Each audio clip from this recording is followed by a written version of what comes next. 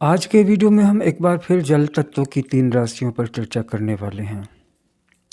जब जीवन में सब कुछ ठीक रहे, तो कौन ऐसा व्यक्ति होगा जो तब अच्छा काम नहीं करेगा? ऐसा व्यक्ति आपको 12 राशियों में सिर्फ मीन राशि वाला ही मिलेगा, जिसके जीवन में जब सारी परिस्थितियां ठीक रहती हैं, तब वह काम नहीं करता है। लेकिन जब परिस्थिति बिगड़ने का अंदेशा आ जाता है, बिगड़ने लगती है या बिल्कुल हाथ से निकल जाती है, तब वह सोचता है कि अब मुझे काम शायद शुरू कर देना चाहिए। तो ये एक वर्स्ट एग्जाम्पल हुआ सभी राशियों में। सारे मीन राशि वाले लोग ऐसे ही होते हैं, ऐसा ज़रूरी नहीं है। अब बात कर लें कर्क राशि की। तो जल तत्व की राशि में कर्क एक ऐसी राशि है जो परिस्थितियों के सुधरने का इंतज़ार करती है। मसलन किसी को कहा जा रहा है कि तुम अपनी पढ़ाई पूरी कर लो, तो वो कहेगा कि मेरे पिताजी की आर्थिक स्थिति अच्छी नहीं है, या मुझे रिसोर्सेस नहीं मिले, किताबें नहीं मिले, अच्छे कॉलेज में एडमिशन नहीं मिला, घर की आर्थिक स्थिति ठीक नहीं है, तो वो इसको एक एक्सक्यूज बना लेगा और पढ़ाई नहीं करेगा। तो क्या उसकी स्थिति में सुधार हो जाएगा? बाद में बहुत ज़्यादा ठेलने के बाद, धकेलने के बाद फिर वो किसी तरह अपनी पढ़ाई पूरी करेगा, बेसिक, और ऐसा करके मानो वह सब पे एहसान करेगा। कर्क राशि की महिलाएं इसका इंतज़ार नहीं करती। जीवन में जैसी भी परिस्थिति आती है, वहीं से स्टार्ट करती हैं, वहीं पे कड़ी मेहनत करती हैं, ज़मीन से जुड़ी हुई होती हैं, परिस्थितियों के सही होने का इंतज़ार नहीं करती। लेकिन जल तत्व की है तो एक कमी वहाँ पर उनके साथ भी है।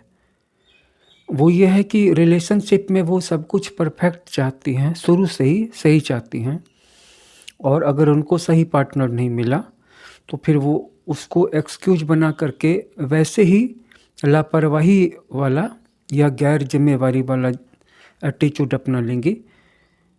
जैसे कि कर्क राशि के मेल कि घर की आर्थिक स्थिति ठीक नहीं है, तो मैं कैसे पढ़ाई करूं, जब सब ठीक हो जाएगा तब मैं पढ़ाई रिज्यूम करूंगा। वैसे ही इनके साथ हो जाता है कि मुझे जीवन साथी सही नहीं मिला है, तो मैं ठीक क्यों बिहेव करूं, जब मुझे सही रिलेशनशिप मिल जाएगी तब मैं सही बिहेव करूंगी, और तब तक मैं क्रूएल रहूँगी, लापरवाह रहूँगी बच्चों के प्रति, पति के प्रति, परिवार के प्रति।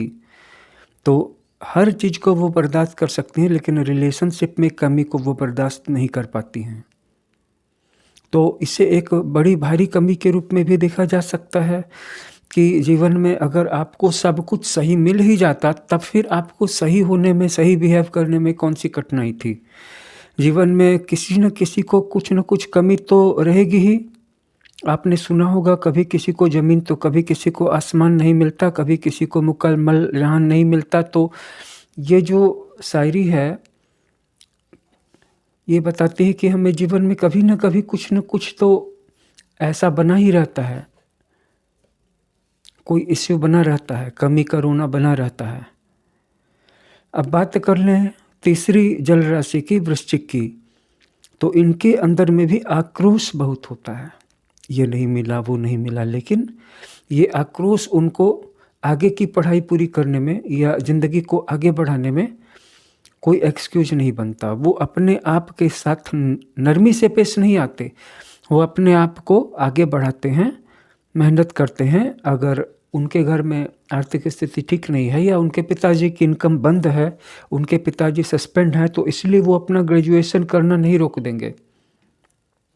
अगर उनके पिताजी नहीं भी रहें और घर भी छोड़ के पढ़ाई पूरी करनी पड़े, तो अपनी बदौलत, अपनी मेहनत की बदौलत वो अपनी बेसिक पढ़ाई को भी पूरी करेंगी और उसके बाद हायर स्टडीज़ को भी पूरी करेंगे, और फिर अमीर भी बनेंगे, और फिर बहुत अमीर भी बनेंगे। तो ये सारी चीज़ें हैं, ये 3 राशियों का लफड़ा है, ये 3 राशियों का इश्यू है। बस मैंने आपको बताया कि अच्छी परिस्थिति होगी तो कौन ऐसा व्यक्ति नहीं होगा जो मेहनत कर लेगा। उसी अच्छी परिस्थिति को बनाने के लिए ही तो, उसी अच्छी परिस्थिति को जीवन में लाने के लिए ही तो आपको इस वर्तमान टफ सिचुएशन में मेहनत करने की ज़रूरत है। कठिन परिस्थिति में भी काम करने की ज़रूरत है। अच्छी परिस्थिति आ जाएगी तो कौन ऐसा व्यक्ति होगा जो काम नहीं करेगा? जिसके घर में सब कुछ ठीक है, फूड सप्लाई ठीक है, रहन सहन का स्तर ठीक है, कौन ऐसा होगा जो मेहनत नहीं करेगा? और आप जानते हैं जवाब, मीन राशि का व्यक्ति होगा जिनको जितनी ज़्यादा सहूलियत, जितना ज़्यादा आराम मिल जाए उतना ज़्यादा वो और शिथिल होते चले जाएंगे और आराम की खोज में डूबते चले जाएंगे। लेकिन जाहिर सी बात है कि सारे मीन राशि के लोग ऐसे नहीं होते हैं, और ज़्यादा से ज़्यादा आराम पसंद लोग, ज़्यादा से ज़्यादा रईस लोग भी मीन राशि वाले आगे चल करके मेहनत का रास्ता अख्तियार कर लेते हैं। तो ये एक सामान्य सा कंपैरिजन था। ये ज़रूरी नहीं है कि जो मैं बोल रहा हूँ वो सभी कर्क राशि, वृश्चिक राशि और मीन राशि वालों के बारे में सच हो। आपकी भी कर्क, वृश्चिक या मीन राशि हो सकती है। आप भी कैंसर, स्कॉर्पियन या पिसीज ज़ोडिएक साइंस के हो सकते हैं, लेकिन इसके बावजूद ये ज़रूरी नहीं कि ये सारी बातें आपके बारे में भी सच हों। हो सकता है कि ये बातें कुछ कर्क राशि, कुछ मीन राशि और कुछ वृश्चिक राशि वाले लोगों के बारे में सच हो। फिर भी एक बात मैं कहूँगा कि कठिन परिस्थिति में, विपरीत परिस्थिति में और बेहद गरीबी में भी कठिन से कठिन मेहनत की क्षमता वृश्चिक राशि वालों में ज़्यादा है। दूसरे नंबर पे कर्क राशि वालों में है और तीसरे नंबर पे मीन राशि वालों में है, क्योंकि मीन राशि यथार्थता और धरातल से अधिक कटी हुई है।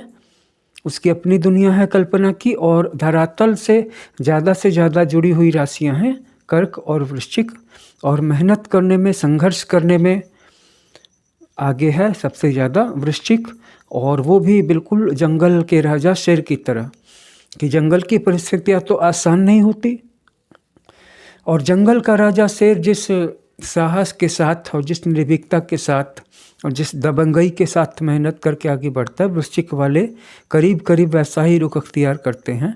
अगर वो कोई काम करेंगे, किसी से पैसे ले रहे हैं, तो इसका ये मतलब नहीं कि वो उसके सामने झुक जाएंगे या उसकी चापलूसी करने लगेंगे या उसकी 2-4 बातें बर्दाश्त कर लेंगे। वृश्चिक राशि वाले बर्दाश्त नहीं करेंगे।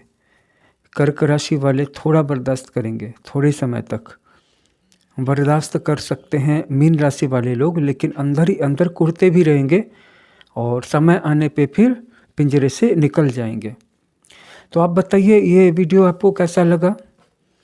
अपनी पूरी जन्म कुंडली का विश्लेषण करवाना चाहते हैं तो आज ही हमारे व्हाट्सएप नंबर पर अपनी बर्थ डिटेल सेंड करें, क्योंकि वहाँ पर आपकी चंद्र राशि के अलावा बाकी सारी राशियों, भावों और ग्रहों के द्वारा बनने वाले योगों का विश्लेषण किया जाता है अच्छी क्वालिटी के साथ, और वो भी एक बहुत ही अफोर्डेबल फीस के साथ। हस्तरेखा का विश्लेषण भी किया जाता है और आपके लिए भाग्यशाली रत्न, जेम स्टोन भी आपको सजेस्ट किया जाता है। Thanks for watching. Stay connected.